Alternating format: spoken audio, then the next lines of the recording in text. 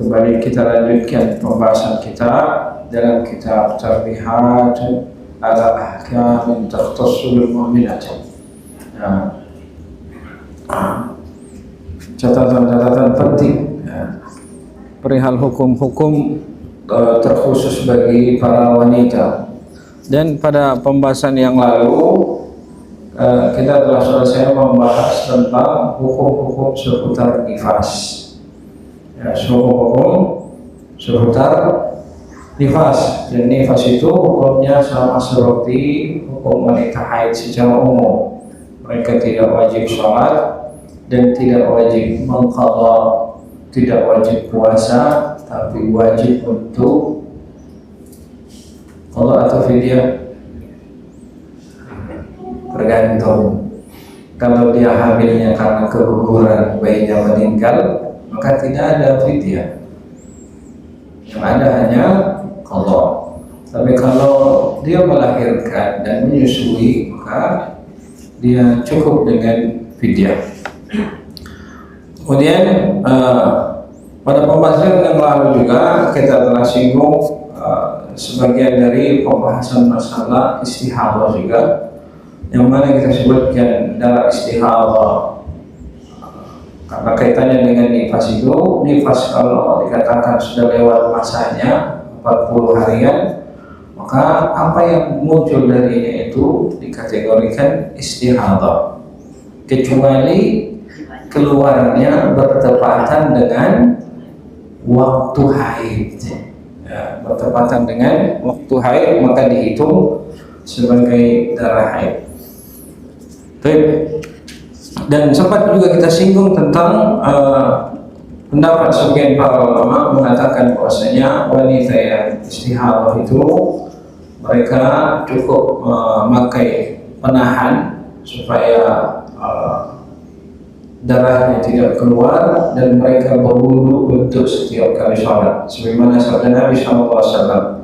Dan sebagian menganggap bahwasanya wudu itu berwudu untuk setiap kali sholat sunnah, karena mereka menganggap cukup sekali wudu selama wudunya tidak batal. Namun di sini setelah lihat kembali, yang benarnya untuk hati-hatian kita tetap berwudu untuk setiap kali sholat, karena kaitannya tentang pembuatan wudu. Kaitannya tentang pembuatan wudu. Lain halnya kalau dia memakai kapas atau penahan, ada bentuk kayak bentuk kap sekarang itu untuk wanita, yang dia digunakan sebagai pengganti pembalut haid. Jadi dia masuk ke dalam bagian daerah kewanitaan, masuk ke dalam dan menampung darahnya di situ. Nah, kalau kondisinya seperti ini, selama darah itu belum keluar melewati kemaluan, maka lahirnya wudunya masih sah, belum batal. Tapi kalau darahnya sudah keluar melewati kemaluan, maka wudunya batal. Sehingga kalau dia memilih memakai pembalut biasa, maka dia berwudu untuk setiap kali sholat. Tapi kalau dia tidak memakai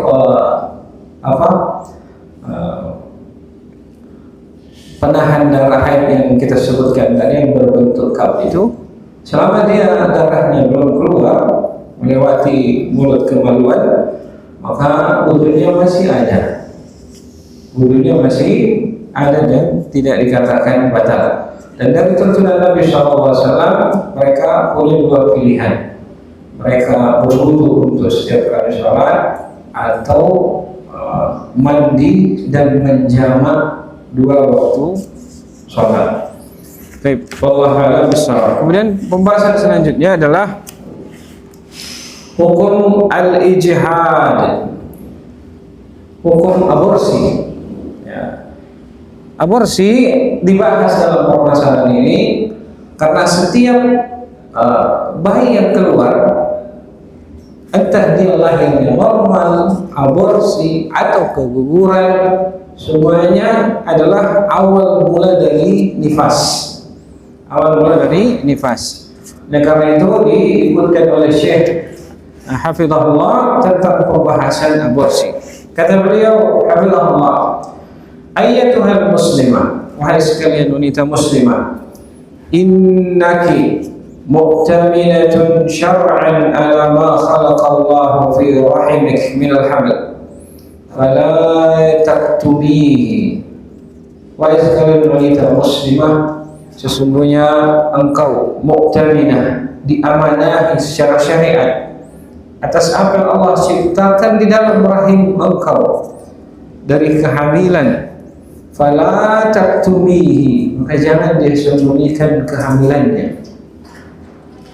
Kalau Allah Subhanahu wa taala berfirman, wala yahillu lahunna ay yaktumna ma khalaqallahu fi arhamihinna in kunna yu'minna billahi wal yawmil akhir. Dan tidak halal bagi mereka untuk menyembunyikan apa yang Allah ciptakan di dalam rahim mereka, itu berupa kehamilan. In kunna yu'minna billahi wal yawmil akhir, kalau mereka beriman kepada Allah dan hari akhirat. Ya, beriman kepada Allah dan hari akhirat. Kenapa? Karena perkara hamil itu di dalamnya ada hukum-hukum tertentu di dalamnya, ya. Sehingga tidak boleh menyembunyikan kehamilan, termasuk dari entah kehamilannya secara sah atau kehamilannya tidak sah. Maksudnya ya dengan cara yang halal atau dengan cara yang haram. Kenapa? Kaitannya adalah jiwa yang ada di dalam kandungannya. Kaitannya jiwa dalam kandungannya. Kalau dia adalah suami yang sah, nggak boleh dia sembunyikan kehamilan, karena bisa jadi dia ditalak di masa dia lagi hamil. Walaupun hal tersebut ada hal yang dibenci, hendaknya mereka dirujuk sampai setelah melahirkan, kemudian ditalak kalau memang sudah tidak ada jalan lagi untuk bersama. Tetapi selama masa kehamilan, secara asal jangan ditalak, walaupun boleh. Nah, kaitannya karena seorang suami punya tanggung jawab terhadap nafkah yang ada di dalam perut wanita hamil tersebut, kalau suaminya. Kemudian selanjutnya, kalau dia tidak sah, maka kaitannya hanya kembali kepada jiwa yang dibawa oleh wanita tersebut. Ya, karena hukum menghilangkannya adalah sama seperti menghilangkan nyawa. Hukum seperti menghilangkan nyawa, dan membiarkannya hidup ya sama seperti menghidupkan satu jiwa. Yang mana Allah Subhanahu wa taala berfirman, annahu qatala nafsan bighairi nafsin aw fasadin fil ard fa ka'annama qatala an-nasa jami'an wa man ahyaha fa ka'annama ahya an-nasa jami'an. Sungguhnya siapa yang membunuh satu jiwa, bukan karena jiwa, maksudnya bukan karena pembunuhan, kisos, atau fasadin fil ard, atau bukan karena kerusakan yang mereka lakukan di muka bumi, faka'annama qatala an-nasa jami'an, seakan-akan dia telah membunuh manusia semuanya. Barang siapa menghidupkannya, maka seakan-akan dia telah menghidupkan manusia semuanya. Baik, sehingga tidak boleh dia menyembunyikan apa yang ada di dalam kandungannya, walaupun mungkin mereka menganggap aib di tengah manusia. Itulah konsekuensinya. Tetapi aib dosa itu orang tanggung sendiri. Adapun yang dalam perutnya mereka tidak punya dosa, tapi sesuatu yang Allah Subhanahu wa taala telah tetapkan untuk terjadi. Kemudian kata Syekh rahimahullah, hafizahullah, wala takhtali ala isqatihi wa takhallasi minhu bi ayyi wasilah. Dan jangan kamu sampai berkhayal-khayal, ya, mencari-cari cara untuk isqatihi, untuk menggugurkannya, wa takhallasi minhu bi ayyi wasilah, dan berlepas diri dari janin yang ada dalam perutmu dengan cara apapun yang mungkin kamu tempuh. Fa inna Allah subhanahu rakhasa laki bil iftar fi Ramadan إذا كان الصوم يشق عليك في حالة الحمل أو كان الصوم يضر بحملك. Jangan digugurkan, jangan berpikir untuk digugurkan dengan cara apapun. Karena Allah Subhanahu wa taala telah memberikan keringanan untuk berbuka di bulan Ramadan. Tidak wajib berpuasa. Jika kana shaum yashukku alaih. Kalau ternyata puasa itu berat bagimu. Fi halatil hamil, tatkala engkau hamil. Atau kata Syekh, atau kana shaumu yadurru bihamliki, atau puasa itu menyebabkan mudarat bagi dirimu. Ya, ini adalah bagian dari rahmat Allah Subhanahu wa taala, mendapatkan keringanan. Entah kehamilannya secara syar'i ataupun tidak secara syar'i, semuanya mendapatkan keringanan dari Allah Subhanahu wa taala bagi mereka untuk tidak berpuasa. Wa inna ma sya'a fi hadzal 'asr min amaliyatil ijhad amalan muharram. Dan sungguh apa yang ada di masa sekarang itu, yang tersebar di masa sekarang dari amalan-amalan berupa aborsi adalah amalan yang diharamkan. Wa in kana al-hamlu wa idza kana al-hamlu qad nufikhat fihi ar-ruh wa mata bisababil ijhad. Apabila kehamilan itu telah ditiupkan padanya ruh dan mati karena sebab aborsi, fa inna dzalika yu'tabaru qatlan lin-nafsi allati harramallahu qatlaha bighairi haqq. Karena aborsi itu kalau sudah ditiupkan ruh pada janin, di mana ditiupkan ruh pada janin itu adalah 40 hari ketiga, 120 hari atau 3 bulan, 4 bulan. Nah, kalau sudah di masa tersebut, maka dia dianggap telah hidup. Dan kalau membunuhnya, kalau dia sampai mati karena dia aborsi, maka sesungguhnya dianggap membunuh jiwa yang Allah haramkan tanpa hak. Membunuh jiwa yang Allah haramkan tanpa hak. Wa rattaba 'ala dzalika ahkamul mas'uliyatil janaiyah min haitsu wujubid diya ala tafsil fi miqdariha. Dan Allah Subhanahu wa taala dan dalam syariat ini telah mewajibkan tanggung jawab terhadap kejahatan tersebut dari bentuk wajibnya membayar diat sesuai dengan rinciannya, ya, dan kadarnya. Jadi bayar diat itu, bayar denda itu karena membunuh. Secara asal membayar denda itu karena membunuh, dan membunuh yang mendapatkan kewajiban diat itu membunuh dengan sengaja, maka dia harus kisos. Kalau dia dimaafkan maka dia bayar diat. Kalau membunuh serupa dengan sengaja, maksudnya serupa dengan sengaja, tidak sengaja tapi serupa dengan sengaja. Seperti misalnya memukul seorang pakai bantal, itu tidak membunuh secara asal, tapi seketika dia memukul pakai bantal tiba-tiba orangnya mati. Atau seperti kejadian yang kemarin mungkin yang sempat viral, seorang kakek-kakek dipukul seorang pemuda gara-gara ketahuan mencuri. Kalau memang meninggalnya karena segera ditonjok mukanya, maka itu masuk kategori serupa dengan sengaja, syibhul amad. Karena secara asal orang kalau ditinju mukanya, insya Allah tidak langsung mati. Salah tidak langsung mati, paling pingsan, paling tingginya geger otak, sebagaimana yang dialami oleh para petinju biasanya. Nah, ini serupa dengan sengaja. Orang yang membunuh dengan serupa dengan sengaja itu tidak boleh diqisas, tapi dia bayar diat. Kemudian selanjutnya sebagai bentuk pertobatannya dia membebaskan seorang budak wanita mukminah kalau tidak sanggup berpuasa 2 bulan berturut-turut. Nah, selanjutnya membunuh tidak sengaja. Membunuh tidak sengaja, maka yang ada hanya bayar diat. Bayar diat. Bayar diat kepada keluarganya, dan diat itu boleh dibantu oleh keluarganya yang lain. Boleh dibantu oleh keluarganya yang lain dari saudara bapaknya, paman-pamannya. Boleh ikut bantu dia membayarkan diat tersebut. Nah, kalau kemudian selanjutnya sebagai bentuk tobatnya dia wajib membayar kafarah berupa membebaskan seorang wanita budak wanita mukminah. Kalau tidak ada, maka mereka wajib puasa 2 bulan berturut-turut. Jadi kalau kita tanya bagaimana dengan kasus pembunuhan di masa sekarang? Kasus pembunuhan di masa sekarang tidak ditetapkan sesuai dengan syariat Islam.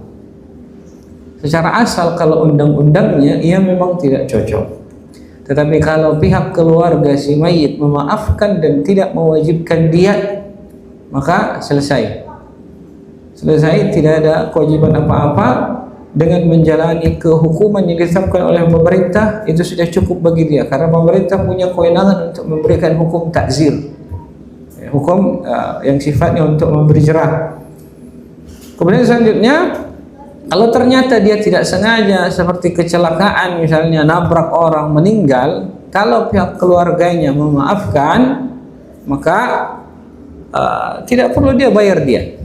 Atau misalnya mereka minta diat tapi meringankan diatnya. Diatnya adalah 100 ekor onta.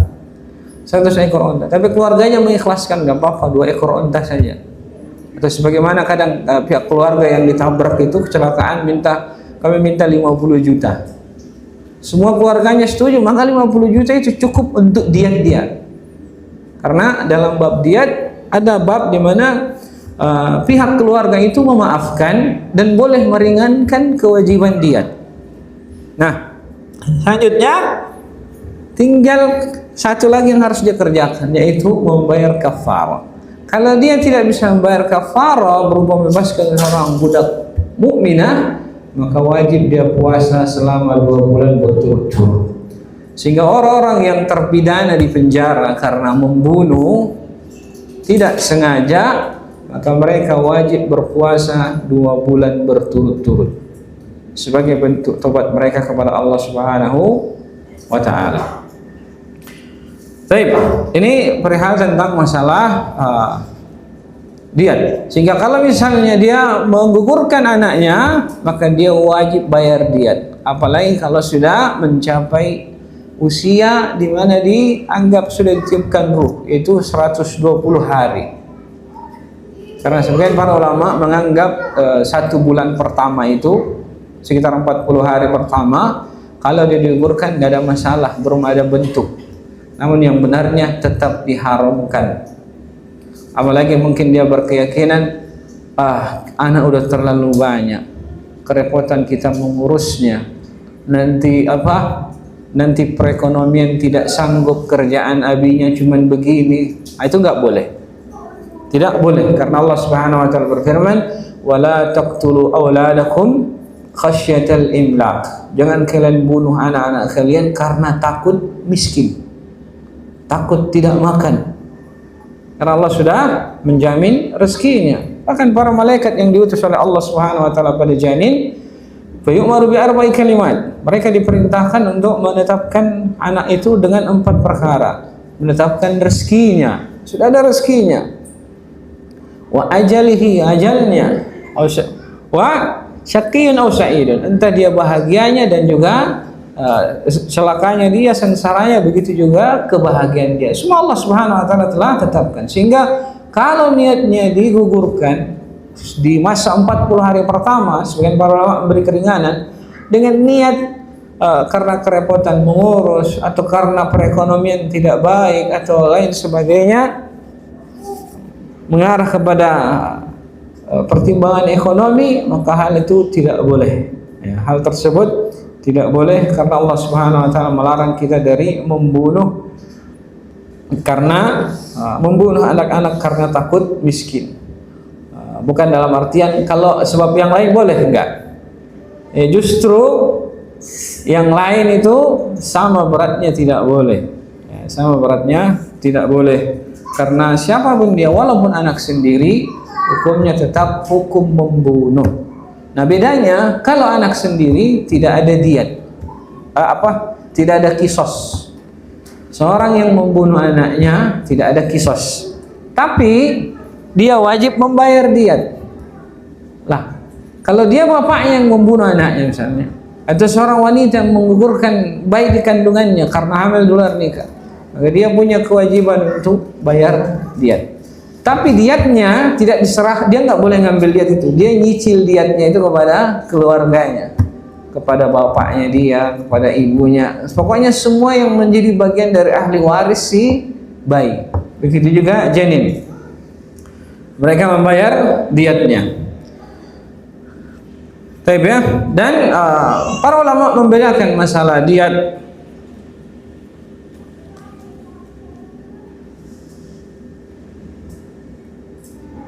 Nah, para ulama membedakan masalah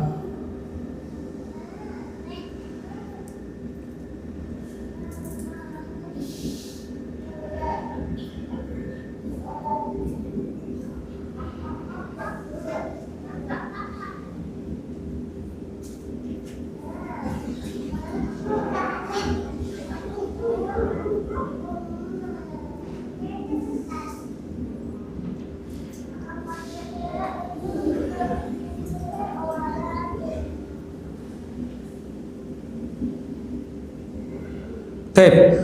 Dan dalam hadis Nabi SAW menyebutkan kalau dia orang dewasa maka diatnya sempurna ya kalau dibunuh 100 ekor onta. Tapi kalau janin kadar diatnya itu adalah 5 ekor onta. Kata Nabi SAW, fil jadini ghurrah abdun aw amah. Pada janin berupa pada janin itu ghurrah diat setara seorang hamba atau hamba laki-laki atau hamba perempuan, yang mana ukuran mereka itu diatnya seorang hamba itu adalah 1/20 diat atau sekitar 5 ekor onta. Kalau diemaskan 50 dinar emas. Nah, taib kalau orang dewasa maka 100 ekor onta. Taib ya. Kemudian selanjutnya terkait wanita yang aborsi karena mereka wajib bayar diat. Siapa yang bayar diat? Apakah dianya apa dokternya? Nah, kalau kaidah fikih menyebutkan ya al-ismul itu ma'al mubashir. Dosa itu ditanggung pelaku. Jadi walaupun beda antara mubashir dengan musabbib. Wanita itu hanya menjadi sebab. Tetapi yang melakukan adalah dokter, sehingga dokterlah yang menanggung diatnya. Apalagi mungkin kalau wanita tersebut tidak setuju, tidak ridho anaknya digugurkan, tapi dia dipaksa oleh orang tuanya karena dianggap aib keluarga. Maka ketika itu yang wajib membayar diat si dokter. Dan si dokter boleh menuntut ke orang tuanya. Nah, kalau begitu mereka bayar diat, duitnya kemana? Ya ke si ibu. Orang tuanya si ibu nggak dapat apa-apa karena mereka terhalang, karena mereka sebab jadi terjadinya pembunuhan. Jadi khususnya dukun-dukun yang banyak itu yang mantu orang aborsi, entah berapa banyak diat yang mereka harus tunaikan. Harus mereka tunaikan. Karena demikianlah tuntunan syariat bahwasanya setiap jiwa yang terbunuh itu ada kisos di dalamnya, kalau dengan sengaja, kalau tidak sengaja maka ada diat. Dan khususnya pada janin itu diatnya setara dengan diat seorang budak laki-laki atau budak perempuan, yaitu 1/20 atau 5 ekor unta. Baik. Wa min haitsu wujubil kaffara, dan dari sisi wajibnya kafara inda ba'dil a'immah wa hiya idkhur raqabatin mu'minah. Dan dari sebagian para imam mewajibkan bayar kafara, yaitu membebaskan seorang budak wanita. Jadi setelah mereka melakukan aborsi misalnya di masa umurnya bayinya sudah bernyawa, masa 40 hari lebih sampai 120, maka orang tersebut selain mereka punya kewajiban membayar diat, mereka juga punya kewajiban untuk bayar kafarah. Kafarahnya apa? Membebaskan seorang budak wanita mukminah. Kalau tidak ada maka berpuasa sebanyak selama 2 bulan berturut-turut. Ya. Kalau batal di tengah jalan karena sakit, tunggu sampai sehat, puasa lagi dari awal. Ya, sama seperti kafarah sumpah. Kafarah sumpah 3 hari berturut-turut. Ya, kapan gugur salah satunya maka kembali mengulang dari hari pertama. Baik, faman lam yajid, kata Syekh, faman lam yajid, siapa yang tidak mendapati budak untuk dibebaskan, fasiyamu syahraini mutatabi'aini, maka dia berpuasa selama 2 bulan berturut-turut. Waqad samma ba'dul ulama'i hadzal amal bil mau'udati sughra, dan sebagian para ulama menamakan aborsi ini dengan bil mau'udati sughra. Mau'udah, anak kecil yang dibunuh. Ya, mau'udah itu sebagaimana dalam surah Al-Buruj, wa idzal takwir wa idzal mau'udatu su'ilat bi ayyi dhanbin qutilat. Tatkala anak kecil itu ditanya, yang sudah lahir, ditanya atas dosa apa dia dibunuh. Karena orang-orang Arab jahiliyah mereka sangat membenci anak perempuan, sehingga ketika mereka punya anak perempuan cuma 2 konsekuensinya, ayumsikuhu ala hunin am yadussuhu fit turab. Tetap dia pelihara dalam kehinaan karena dapat anak perempuan, atau mereka harus menguburnya di dalam tanah, dikubur hidup-hidup. Nah, udah. Sehingga para ulama mengatakan karena dia ini belum waktunya lahir, dipaksa lahir, maka dianggap mau'udah sughra. Ya, mau'udah sughra. Ya, anak kecil perempuan yang dibunuh. Qala Syekh Muhammad bin Ibrahim rahimahullah. Syekh Muhammad bin Ibrahim rahimahullah. Syekh Muhammad bin Ibrahim kalau nggak salah beliau mufti ke Saudi Arabia sebelum Syekh Abdul Aziz bin Baz rahimahullah. Kata beliau dalam majmu' fatwa beliau, amma as-sa'yu li isqatil hamal fala yajuzu dhalika ma lam yatahaqqaq mautuhu, fa in tahaqqaqa dhalika jaza. Adapun usaha, apapun bentuk usaha untuk isqatil hamal, menggugurkan kandungan, itu tidak boleh selama belum jelas akan kematian sang ibu. Nah, entah kematian sang ibu atau kematian janinnya. Ya, kalau ada janin meninggal di perutnya, ini sebab syar'i. Atau kalau dipertahankan janinnya, ibunya bisa meninggal. Sebagaimana mungkin banyak di masa sekarang wanita-wanita yang hamil di usia mereka yang sudah di atas kepala 4 itu, bahkan ada yang sampai kepala 5, dalam kondisi dinding rahim sudah sangat tipis. Itu berpotensi. Tapi sekali lagi jangan dia gugurkan kecuali memang kata dokternya ini besar resikonya, 90% bisa mati dia karena resiko kehamilan tersebut. Baik ya. Nah, kalau fa in tahaqqaqa dzalika jaza, kalau hal tersebut ada sebabnya yang bisa mengantar kepada kematian, maka boleh dia melakukan aborsi. Wa qad qarrara majlisu hay'ati kibar ulama raqam 140 tarikh 20 syahr 6 sanah 1407 Hijriyah ma yali, dan telah ditetapkan oleh Majelis Hay'ah Kibar Ulama nomor 140 tanggal 20 bulan 6 1407. Berikut yang pertama, kata Hay'ah Kibar Ulama, la yajuzu isqatul hamli fi mukhtalafi marahilihi illa li mubarrarin syar'i wa fi hududin dayyiqatin jiddan. Tidak boleh menggugurkan janin kehamilan di mukhtalafatil marahil, di tingkatan yang berbeda-beda, illa li mubarrarin syar'i, kecuali karena sebab yang syar'i, wa fi hududin dayyiqatin, dan dalam batasan yang sangat sempit sekali. Bagaimana tingkatannya? Nah, kata para ulama, tingkatannya itu ada 3. Tingkatan yang pertama itu di bawah usia 40 hari, masih dalam berbentuk nutfah, bentuk mani. Kemudian selanjutnya tingkatan yang kedua di atas 40 hari sampai 120 hari. Nah, ini disepakati kalau dikeluarkan haram. Yang pertama itu tingkatan 40 hari, diperselisihkan, sebagian menganggap boleh. Tingkatan yang ketiga di atas usia 120 hari. Kalau di atas 120 hari dia sudah bernyawa, sudah berbentuk, kemudian digugurkan, maka dianggap dia telah membunuh. Kalau alasannya syar'i dan bayi itu dikeluarkan dalam keadaan dia hidup, ditunggu sampai mati misalnya, kadang-kadang lahir dibiarkan dulu sampai mati sendiri karena nggak diurus, maka dia punya hak untuk diakikah, diberi nama, dimandiin, dikafani dan disolati. Karena dia telah hidup. Walaupun dia dikeluarkan sebelum waktunya dengan alasan membahayakan ibunya kalau sampai dia dewasa. Baik ya?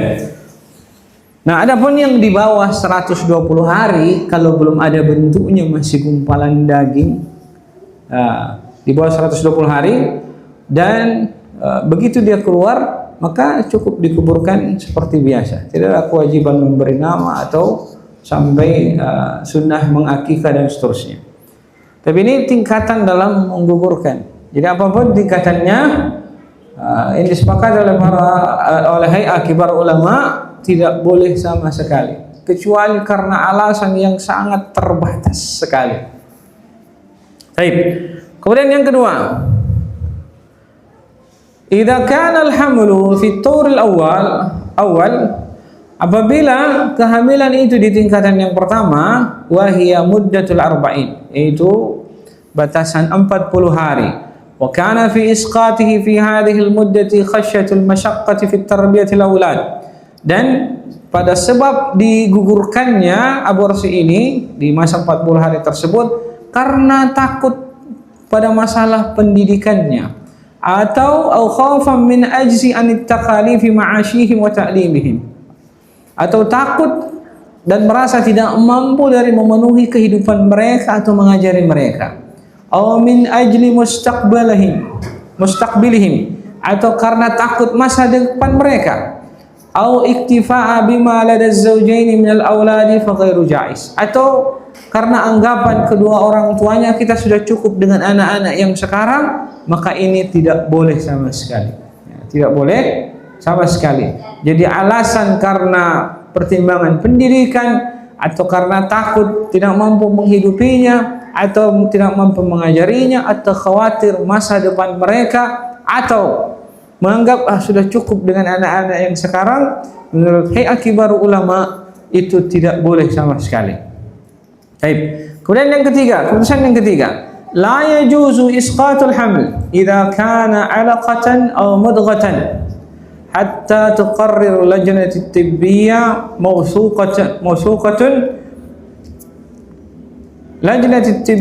mawsuqatin ya anna istimrarahu khataran ala salamati ummihi. Ya, tidak boleh menggugurkan kehamilan idza kana 'alaqatan aw mudghatan. Ya, bentuk 'alaqah atau mudghah. Itu maksudnya udah di atas 40 hari sampai 120 hari. Ya, bentuk daging atau tulang. Hatta tuqarriru lajnatud tayyibatin mawsuqatin, sampai lembaga kesehatan yang dipercaya menetapkan bahwasanya anna istimrarahu, apabila kehamilan ini dilanjutkan, khatarun ala salamati ummihi, berbahaya bagi keselamatan sang ibu, bi ayyakhsha 'alaiha al-halaku min istimrarihi, di mana dia takut bisa membinasakan bagi sang ibu dengan meneruskan kehamilan tersebut. Jaza isqatuhu, maka boleh digugurkan ba'da istinfadi kafatil wasaili litalafi tilkal akhtar, dengan catatan semua sebab-sebab telah diupayakan untuk menghindari hal-hal tersebut,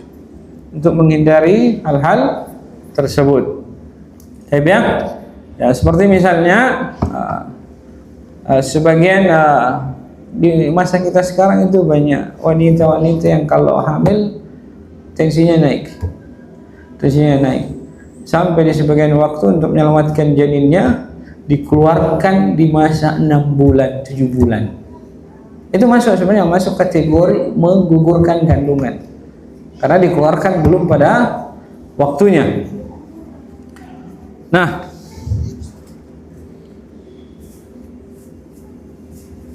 baik. Dan ini boleh dikeluarkan sebelum pada waktunya karena melihat bahaya yang mungkin ditanggung oleh sang ibu. Ini kalau dia masih memungkinkan diselamatkan. Kalau tidak memungkinkan diselamatkan, maka dipastikan semua sebab telah ditempuh untuk memastikan bahaya tersebut tidak sampai kepada sang ibu, tapi tidak memungkinkan. Jadi tidak ada pilihan. Kalau dia teruskan kehamilannya pasti mati, tidak ada cara lain, pasti mati. Maka ketika itu boleh digugurkan.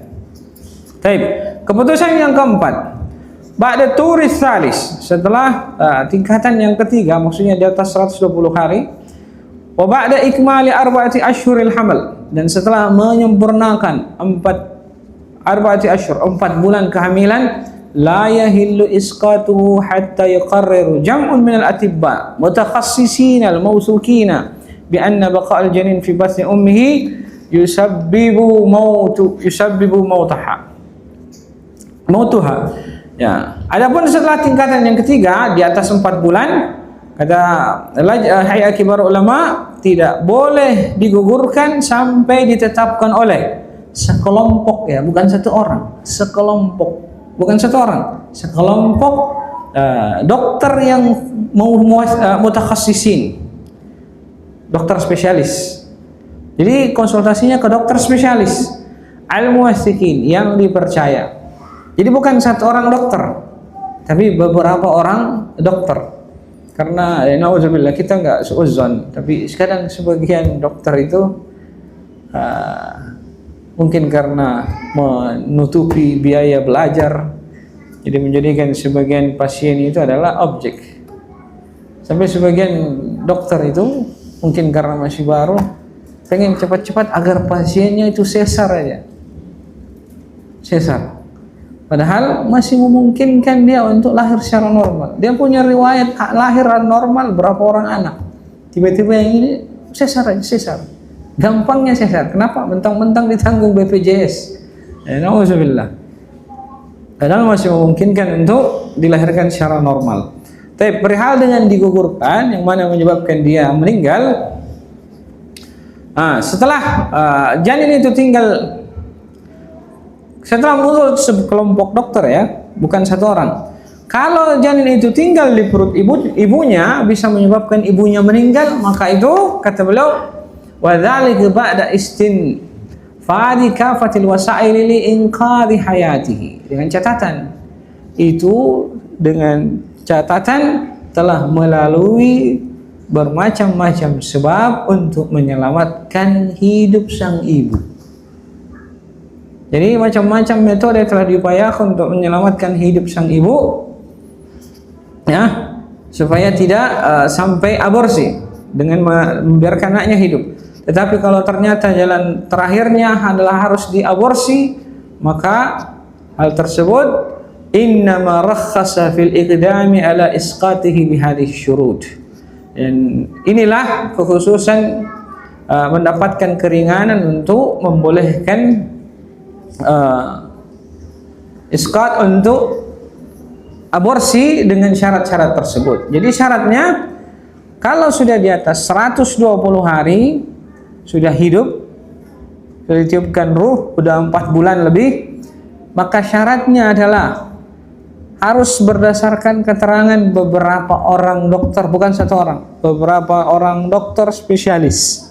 Kemudian selanjutnya, dari keterangan tersebut, segala macam bentuk upaya untuk menyelamatkan sang ibu dengan mempertahankan kehamilannya sudah ditempuh, tapi tidak ada yang bisa berhasil. Ujung-ujungnya mati. Sehingga ketika itu berarti terpenuhi 2 syarat, sehingga hal tersebut boleh dilakukan aborsi. Dan tujuannya adalah daf'an li'a'zamid dararain wa jalban li'a'zamal maslahatain, yang menolak mudarat yang paling besar dari kedua mudarat, antara menggugurkan atau membuat ibunya mati. Kalau ibunya mati, dua-duanya mati.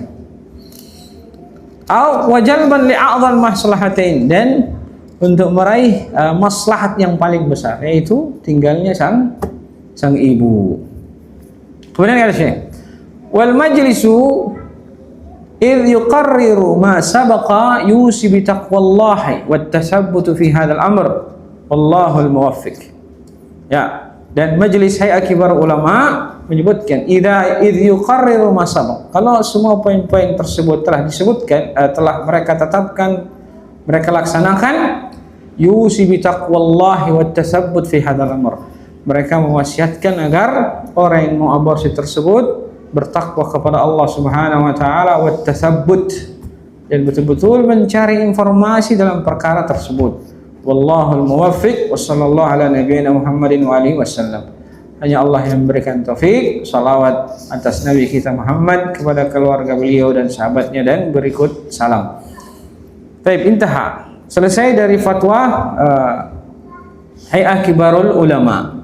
Waja'a, dan juga datang fi risalah, dalam risalah fi dima'id tabi'iyyah lin nisa, pada darah kebiasaan wanita, tulisan Syekh Saleh Muhammad bin Saleh Al-Utsaimin rahimahullah. Kata beliau, annahu idza qasada min isqatihi itlaquhu, bahwasanya kalau dia maksudkan dari menggugurkannya adalah membunuhnya, fahada in kana ba'da nafkhir ruhi fihi fahuwa haramun bila raib. Kalau tujuannya digugurkan adalah membunuhnya, maka kalau dia terjadi setelah ditiupkan ruh itu di 120-an hari, nah maka dia haram tanpa keraguan. Li'annahu qatlun nafsi bighairi haqq, karena sesungguhnya dia adalah bentuk membunuh jiwa tanpa hak. Wa qatlun nafsil muharram, qatlun nafsil muharramati haraman, dan membunuh jiwa yang diharamkan adalah haram bil kitab was sunnati wal ijma', menurut Alkitab dan sunnah dan juga ijma'. Baik, kemudian kata Syekh Shalih Al-Fauzan hafizahullah, wa qala al-Imam Ibn al-Jauzi fi kitab Ahkam an-Nisa, dan Imam Ibn al-Jauzi berkata dalam kitab beliau Ahkam an-Nisa. Ini kitab yang paling awal yang ditulis tentang hukum-hukum seputar wanita. Halaman 108 sampai 109. Lamma kana mawdu'un nikah li talab al-walad, maka tatkala tujuan nikah adalah untuk mencari anak, walaysa min kullil ma'i yakunu walad, dan tidak setiap air itu menghasilkan anak. Fa idza takunu faqad hasala al-maqsud, kalau ternyata ada anak maka itulah tujuan dari pernikahan. Fa ta'ammadu isqatihi mukhalifatun li muradil hikmah, maka dengan sengaja menggugurkannya, membuatnya meninggal, itu menyelisihi tujuan dari hikmah pernikahan. Illa annahu in kana dhalika fi awalil hamal fa qabla an-nufr ruhu fihi ithmun kabirun. Hanya saja annahu idza in kana dhalika fi awal hamal, kalau dia berada di awal kehamilan, fa qabla an-nufr ruhi, sebelum ditiupkannya ruh, fihi ithmun kabirun, maksudnya di awal kehamilan di 40 harian sebelum ditiupkan ruh, kata beliau Ibnu Jauzi rahimahullah, fihi ithmun kabirun, padanya ada dosa besar.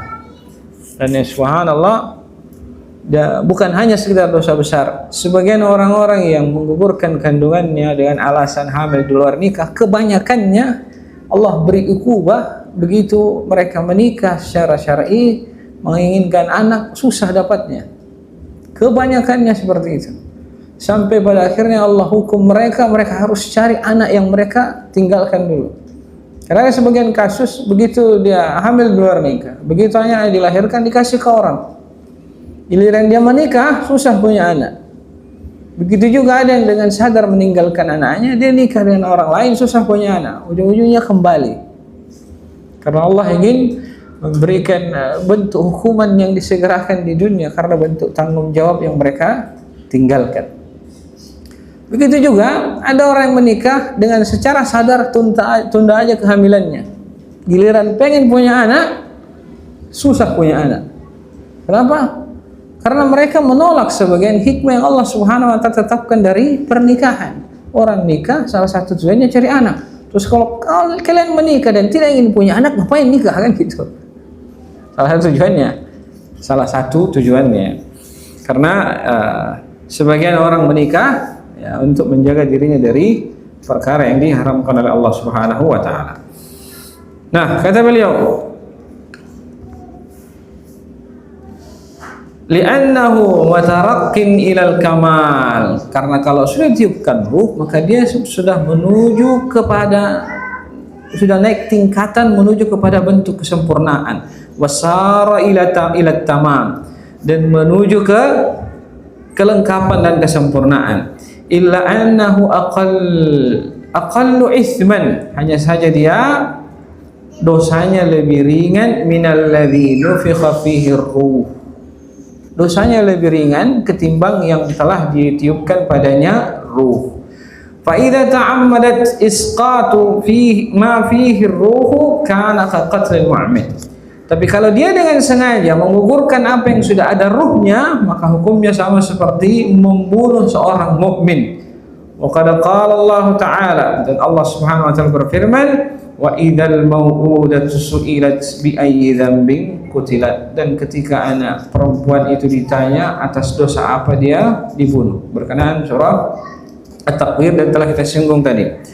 Fattaqullah, maka bertakwalah kepada Allah, ayyatuhal muslimah, wahai sekalian muslimah, wala tuqaddimi ala hadhil jarimati li ayyi gharadin min al-aqrad, dan jangan kamu sampai mendatangi dosa ini karena sebab alasan apapun. Wala tankhadi'i bid-da'ayatil mudallilati at-taqalidil batilati allati la tastanidu ila aqlin aw dinin. Wala tankhadi'i, dan jangan kamu sampai tertipu dengan seruan-seruan yang menyesatkan dan taklid-taklid yang batil yang tidak ada dasarnya menurut akal ataupun agama. Ya. Karena kebanyakan memang rata-rata hanya sebatas perasaan, aib, malu dan semisalnya kalau dia di luar nikah. Kalau dalam pernikahan yang syah karena takut ekonomi atau lingkungan dan lain sebagainya. Ya Allahul musta'an. Berarti selesai pembahasan tentang hukum aborsi.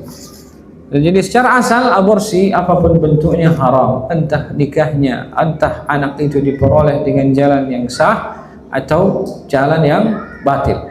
Tapi sebagian keadaan membolehkan aborsi kalau ternyata kehamilan sang ibu itu membahayakan. Itu pun membahayakan dengan catatan ada konsultasi dengan beberapa dokter spesialis dan mereka mengatakan memang berbahaya kalau kehamilan dipertahankan. Kemudian yang kedua, segala macam bentuk upaya untuk menyelamatkan sang ibu dengan kehamilannya itu telah ditempuh. Kalau tidak ditempuh berarti syarat yang kedua tidak terpenuhi. Syarat yang kedua tidak terpenuhi, maka tidak ada alasan dia untuk menggugurkan anaknya. Allahu a'lam bishawab. Baik. Insyaallah pertemuan selanjutnya kita masuk hukum-hukum terkait dengan pakaian, begitu juga hijab. Nah, bismillah, ini banyak beredar videonya ini. Ketika anak di luar nikah, menikah lalu diwalikan oleh wali hakim, namun memakai binti ayah biologisnya, apakah nikahnya sah? Jadi ini memang banyak beredar video. Semua anak yang lahir di luar nikah, walaupun pada akhirnya sang ibu menikah dengan orang yang menghamilinya, itu katanya tidak boleh diwali oleh bapaknya. Jawabannya ini pendapat yang keliru. Pendapat yang keliru. Karena di sana ada yang namanya nikah syubhat. Nikah syubhat itu nasabnya ikut sama seperti nikah yang sah. Nah, nikah syubhat ini ada kesamaran kan? Yang penting dia nikah dengan orang yang menghamilinya. Nah, itu nikahnya syubhat. Maka masuk kategorinya anaknya itu dinisbahkan kepada bapaknya walaupun mereka nikah setelah anak itu sudah berada dalam kandungan. Ini nikah syubhat. Kemudian yang selanjutnya, sehingga kalau dia seperti itu boleh dinasabkan kepada bapaknya. Kemudian yang kedua, dari kalau kita berkaca kepada masyarakat Indonesia yang mayoritas di mazhab Syafi'i, Imam Syafi'i membolehkan wanita hamil dinikahi dengan catatan yang menikahi dia adalah orang yang menghamilinya. Orang yang menghamilnya. Berarti dari dua hal ini sudah ada kemungkinan boleh diwalikan oleh bapak biologisnya. Walaupun dia lahir karena istilahnya ibunya hamil di luar nikah. Kemudian yang ketiga, ini pendapat diperselisihkan di kalangan para ulama. Diperselisihkan di kalangan para ulama. Tapi pemerintah itu melalui Kementerian Agama menetapkan sahnya pernikahan tersebut. Buktinya apa? Dikasih buku nikah. Dikasih buku nikah. Berarti pernikahan tersebut dianggap sah. Dan dalam kaidah fikih, salah satu kaidah fikih bahwasanya qaulul hakim yarfa'ul khilaf. Pendapat hakim itu dalam hal ini diwakili oleh negara itu mengangkat perselisihan. Sehingga boleh dia diwalikan oleh ayah biologisnya.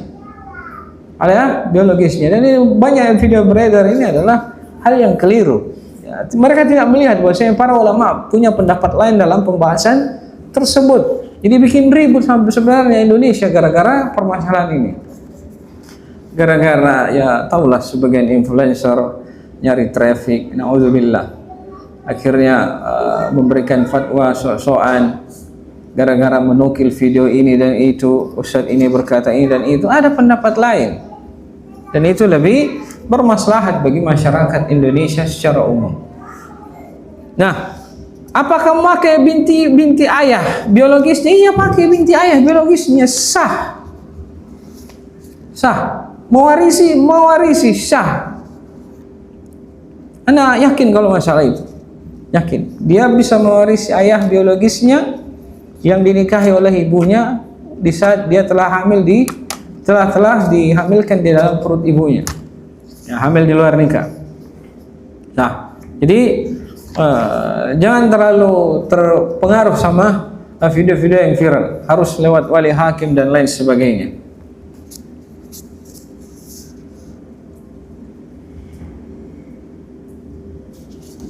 Baik ya.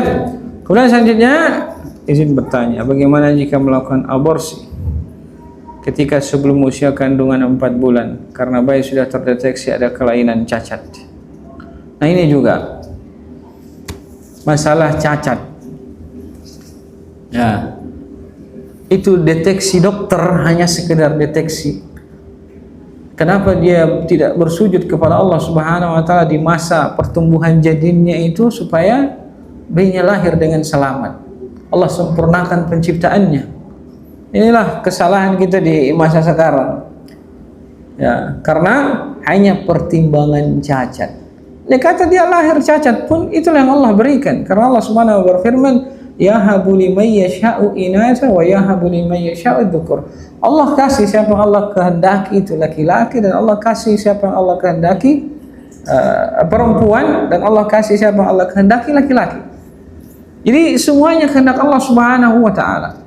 Ini lebih memungkinkan dia berdoa kepada Allah Subhanahu wa taala agar Allah sembuhkan penyakitnya itu, berlepas diri dari keterangan dokter, dia tawakal kepada Allah dengan memperbanyak doa kepada Allah agar Allah sempurnakan penciptaan anaknya. Ini lebih masuk akal ketimbang digugurkan karena alasan anak itu cacat. Kita juga nggak mungkin mengatakan bahwasanya kita ini, kenapa kita tidak mengikuti ibunya Imam Al-Bukhari? Imam Al-Bukhari itu buta, kecil beliau buta, tapi ibunya itu tidak berhenti berdoa, bangun salat malam berdoa agar Allah kembalikan penglihatan anaknya. Sampai dalam riwayat dikatakan ibunya itu bermimpi bertemu dengan Nabi Ibrahim. Kalau nggak salah ingat riwayatnya, sampai dikatakan, ya hada, wahai kamu ini, Allah telah menjawab doa kamu dan telah mengembalikan penglihatan anakmu. Ini anaknya udah lahir loh ya, anaknya sudah lahir, apalagi belum lahir dan masih dalam masa perkembangan janin. Maka zahir kalau hanya pertimbangan cacat tidak boleh dia gugurkan, kecuali saya sebutkan tadi syaratnya cuma ada 2. Membahayakan bagi si ibu bisa mati kalau bertahan kehamilan. Yang kedua, telah ditempuh segala macam cara untuk menyelamatkan nyawa sang ibu dan mempertahankan kehamilan, tapi tidak ada jalan lain kecuali harus digugurkan. Jadi sebelum usia kandungan 4 bulan tidak jadi ukuran, apalagi dengan pertimbangan ada kelainan atau cacat. Jangankan sebelum itu, bahkan sudah lebih dari 4 bulan, jangankan 4 bulan, lebih dari 4 bulan pun sampai kelihatan cacat pun jangan dia berputus asa kepada Allah Subhanahu wa taala untuk menyempurnakan bentuk anaknya. Allah alam bisawab. Cuman kalau ditanya hukum asalnya tidak boleh. Karena yang dibolehkan kalau ibunya mati. Kalau hanya anaknya lahir cacat, tidak ada keringanan. Itulah rezeki yang harus kita jalani. Nah, bahkan sebagian karena ilmu kedokteran melihat di USG, kelihatan anaknya ini kelihatan seperti orang mengalami Down syndrome, gugurkan aja sebelum dia gede. Naudzubillah. Bisa jadi setelah itu dia dihukum, Allah tidak akan kasih dia lagi amanah. Tapi selanjutnya, bagaimana ketika anak di luar nikah, ketika sudah dewasa, apakah mahram kepada ayah biologisnya? Ya, sebagian para ulama menganggap ya, tetap mahram kepada ayah biologisnya. Karena tidak mungkin dia nikahi ayah biologisnya. Entah ayah biologisnya nikah sama ibunya atau tidak menikah dengan ibunya. Ya. Dan ini pendapat yang kuat karena menakan ayah itu, penyebutan aba di dalam Al-Quran itu bukan hanya terfokus kepada ayah secara hukum, ayah yang dinikahi ibunya secara sah, bahkan masuk ayah secara biologis. Adapun masalah waris, maka dia terhalang dari sisi waris. Allahu a'lam bishawab.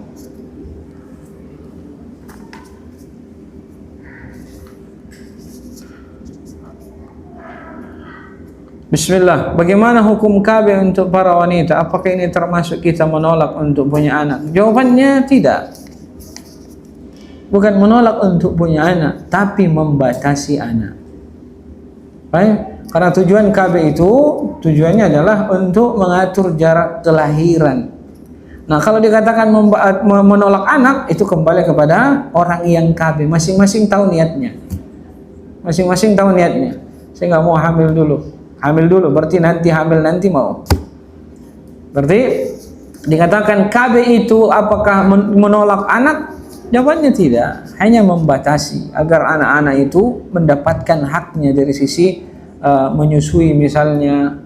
Mereka secara asal haknya seorang bayi itu disusui selama 2 tahun.